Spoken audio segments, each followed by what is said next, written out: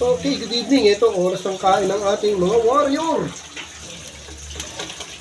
Toilet plus electrolyte. Okay, yan muna sila ngayon. Nagparos na yung dalawang 11 feather ko. Ito, tsaka ito. Tapos na yan. Matigas yung mga 11 feather ko. Hindi nyo kaya yan, bro. Hindi mo, nakita ng Pangasinan. Nakita ng Ibersia. Puro Santos. Sana matuloy sa makalawa. Kiitsa ulisin ng Pangasinan. Okay. Very good. Eh, kayo na kayo yan.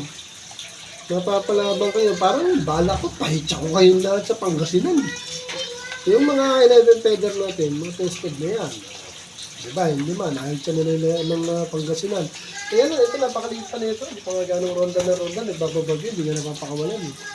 Pero ano mo ronda na yan? Ayun na, nagbububong-bubong na yan.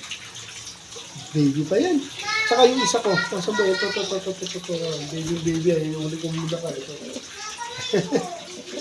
Ito, matitikas na. Ito, lahi ito na yan eh. Ni Black Ghost eh. Wala si Black Ghost.